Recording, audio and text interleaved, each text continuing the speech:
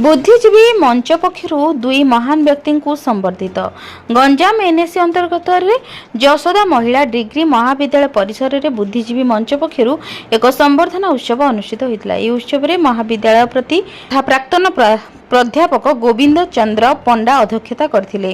कार्यक्रम में मुख्य अतिथि भाव छत्रपुर विधायक कृष्ण चंद्र नायक जोगदे निष्ठा और एकाग्रता सफलतार बाट देखाए बोली निज वक्तव्य कही। लोकसेवक मंडल राष्ट्रीय कोषाध्यक्ष तथा समाज खबर कागजर प्रशासक तथा मुद्राकर राजेंद्र कुमार जेना और वरिष्ठ सांबादिक तथा स्तंभकार सुदर्शन छोटराय जीवनी संपर्क में आलोकपात करने सह एही दुई जन अंचल पाई गर्व और गौरव व्यक्ति अटंती। मुख्य वक्ता भाव वरिष्ठ सीपीएम नेता आली किशोर पट्टनायक, सम्मानित अतिथि भावे गंजाम ब्लॉक अध्यक्ष शर्मिष्ठा प्रधान, तहसीलदार सुकांत मिश्र, बीडीओ अच्युतानंद जानी, पूर्वतन विधायक अशोक चौधरी प्रमुख जोगदे कार्यक्रम को भूरी भूरी प्रशंसा करने सह श्री जेना और श्री छोटराय विषय में आलोकपात करथिले।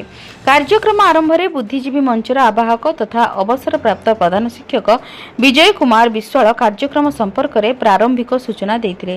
गंजाम जिलार दुई महान व्यक्तित्व विषय में कहवा सह अग्रीण योद्धा भावे आख्या देथिले। परे अतिथि माने राजेंद्र कुमार जेना और सुदर्शन छोटराय एही दुई महान व्यक्ति को उपढौकन और मानपत्र दे संबर्धित करथिले।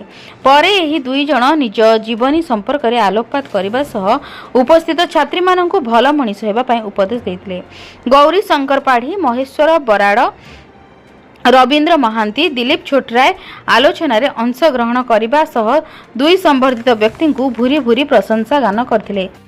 गंजाम रु बटकृष्ण राउलଙ୍କ रिपोर्ट, जन अधिकार लाइव।